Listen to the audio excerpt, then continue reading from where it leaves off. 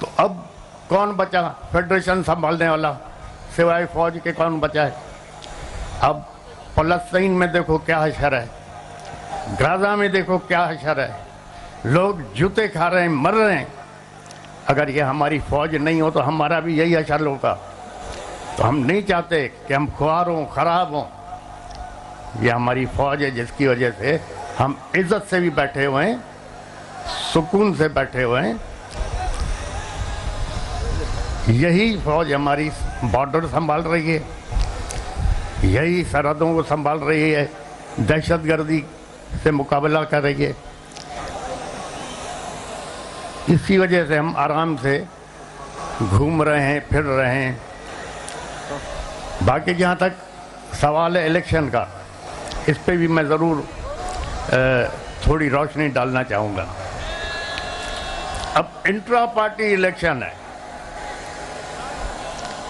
Intra party जिस तरह PTI ने कराया, उसी तरह नून लीग ने कराया, उसी तरह पीपल्स पार्टी ने करवाया, उसी तरह फंक्शनल लीग ने कराया। अब उस पीटीआई के इंट्रा पार्टी इलेक्शन की वजह से ये क्या, कौन सी है ये, नहीं ये भाई इलेक्शन कमीशन, उसने जमीन आसमान एक कर दी। अभी जो इतनी बड़ी खरीदो फरोख्त हुई है इस इलेक्शन में, जनरल इलेक्शन में, तो कहाँ है ये इलेक्शन कमीशन, कहाँ सो रही है? इस पे भी तो कुछ बोले। इमरान खान को सब चोर कहते हैं, चलो ठीक है, चोर है ना। क्या किया है तोशाखाना में?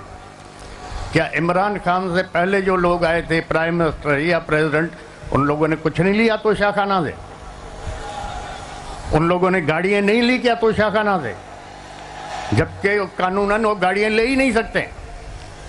तो सिर्फ इमरान खान चोर है? मेरी नज़र में इमरान खान चोर नहीं है। मेरी नज़र में हाँ बेवकूफ़ी हो गई होगी, गलती होती है। गलती किससे नहीं होती? गलती तो इंसान से होती है। अगर इमरान खान से गलती नहीं होती तो वो फरिश्ता होता। तो मेरी नज़र में इमरान खान चोर नहीं है। अगर इमरान खान चोर है तो फिर हम सब भी चोर हैं। इंशाअल्लाह ताला अब ये एक कुदरती निज़ाम है। अगर सैलाब आ रहा है या पानी आ रहा है, आप उसका रास्ता रोकोगे तो फिर दूसरी जगहों को डुबाएगा। अब जो ये 2-2.5 करोड़ नौजवान नए वोट आए, वो एक सैलाब था ना। अब जब उस सैलाब को रोका गया तो उसके नतीजे में क्या हुआ? पाकिस्तान की तारीख में पहली दफ़ा आज़ाद उम्मीदवार मेजॉरिटी में जीत गए। सबको डुबा दिया उन्होंने। ये तो पीटीआई के नौजवानों ने, बच्चों ने, लड़कियों ने, औरतों ने एक कमाल करके दिखा दिया।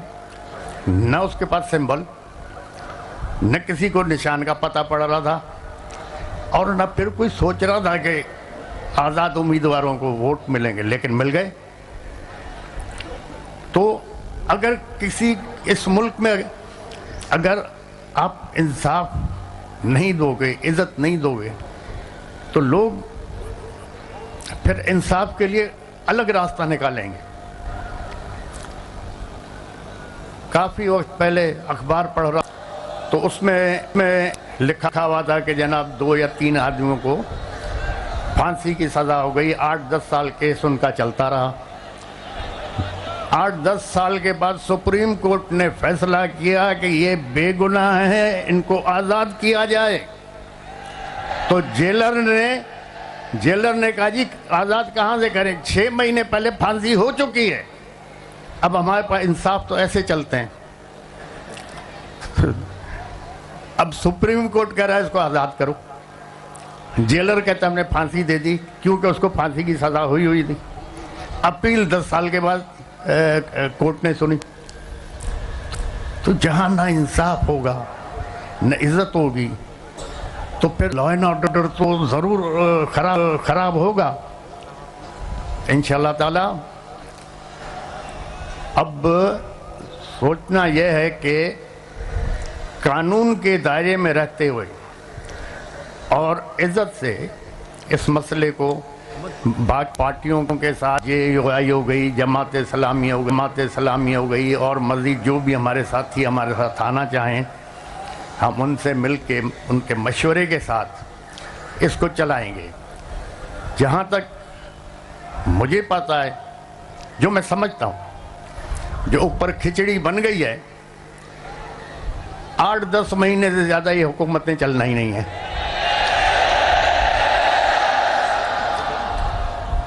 8-10 महीने से ज़्यादा नहीं चलना। अब पिछले जो 20 महीने हुकूमत थी उसमें जो महंगाई आसमान पे गई है, उससे क्या हुआ है? उससे हुआ ये है कि जो मिडिल क्लास थी वो ख़त्म होती जा रही है। अब इस इलेक्शन के बाद आप देखो महंगाई आसमान पे जाएगी। अब जब महंगाई जाएगी तो आपका मिडिल क्लास ख़त्म हो जाएगा, तबाह हो जाएगा।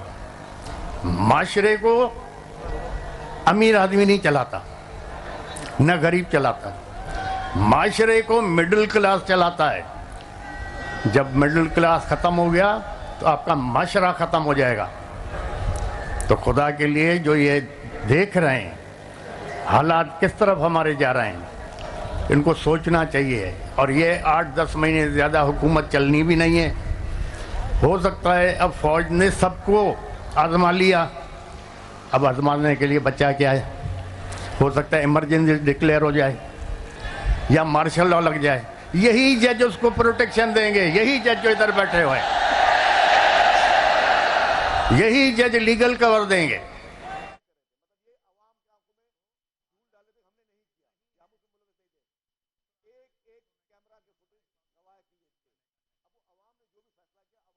बिल्कुल लड़ें। अगर नहीं लड़ते इलेक्शन तो हम कैसे इन लोगों को एक्सपोज करेंगे? अगर कुछ दोस्तों के कहने पे हम बायकॉट करते तो ये लोग एक्सपोज ही नहीं होते। अब इतने बुरी तरह से एक्सपोज हो गए कि नेशनल और इंटरनेशनल लेवल पे ये बदनाम हो गए। इस इलेक्शन को कौन मानेगा? क्योंकि सारे इलेक्शन फ्रॉड पे थे, रिजल्ट पहले बिके हुए थे। तो इंशाल्लाह देखें, खुदा अच्छा करेगा। खुदा ताला आप लोगों को, इस मुल्क को, हमारी फौज को अपने हिफ्ज़ अमान में रखे और हर आफत, आजमाइश, तकलीफ, दुश्वारी से पनाह में रखे। हमारे जजों को, हमारी फौज को खुदा रहनुमाई फरमाए कि इस कौम के, इस अवाम के फ़ायदे के लिए सोचें और काम करें।